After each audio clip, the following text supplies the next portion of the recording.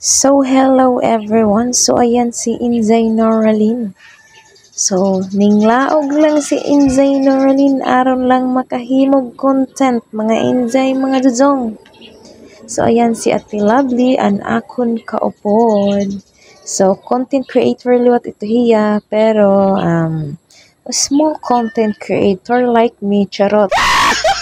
So, ayan si Inzay Noraline, isa di Zay, maka-content Zay. Kapoy bining content creator dai. Kay isa dito, isa dire. So ayan akong kaupod si Zodong Nataniel at liwat na laog ito mga Inzay mga dazang. So ayan, maligo ko na siya mga Inzay mga dudong. Wala dalang bihisan mga Inzay mga dudong. So nakada ngayon kami para maka-video. Charot. Ay hala hindi. So ayan. So didi kami mga ligo mga Inzay mga dudong. Manghal lang kami para magkita, then makaila si Ate Sol. So, ayan. So, ano background guys, nice. Kay ma-nature talaga iya. But, the ground, mga Inzay mga dong, hindi pa tapos.